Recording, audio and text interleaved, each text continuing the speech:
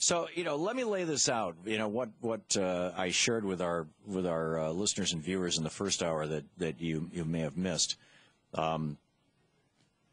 We started out with this fellow from the Postal Workers Union, and find his name again here.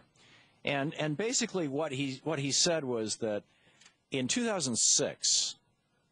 And if you saw the big picture last night, you saw this on TV, here on Free Speech TV, our TV show. We interviewed the same fellow, Chuck Zlatkin, of the Postal Workers Employees in New York City.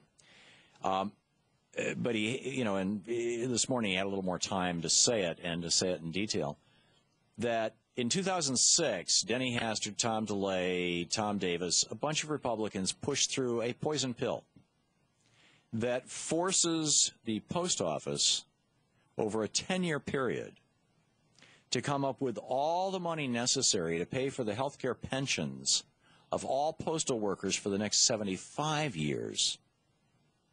Now, typically, when you're working as a, fill in the blank, in this case a postal employee, when you're working, some money's taken out or some money is matched or your employer is making contributions or whatever, but when you're working, that's when the money goes into the fund that then is paid out when you retire.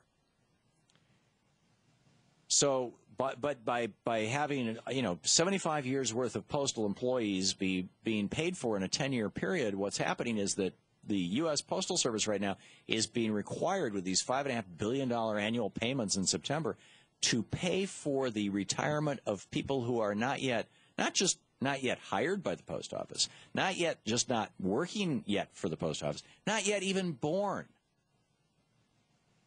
In fact, their parents may not even be born. 75 years out, you're talking 3 generations. Their grandparents might just be being born. And yet their retirement, not the grandparents, not the parents, but the children who have not yet been born, their retirement has to be paid for right now. Why would the Republicans do this? Only to the post office, not to anything else. Well, these guys, Hastert and DeLay and Davis, they all took big donations from UPS. They all took big donations from Wall Street, which wants to get its hands on that money. But there's a larger issue here, and that's that there's 600,000 postal workers who have union contracts. They have good middle-class jobs. And the new social contract in America is to do away with the American middle class, to replace it with the American working poor class.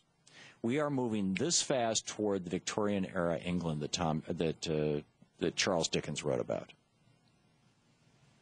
It's just that rapid. A third of all people who were born into or grew up in the middle class of America are now the working poor. 1/3. That's how rapidly 30 years of Reaganomics has terraformed and transformed this country. And it's getting more and more rapid, and the people doing it are getting bolder and more brazen about it, in fact, proud about it.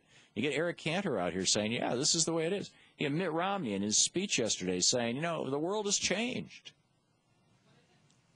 Well, yeah, because the social contract was redefined during the Reagan Revolution. And the basic core of the new social contract is that we don't need no stinking middle class. And we've got to figure out what we're going to do about this. And the president has to figure out what he's going to do about this.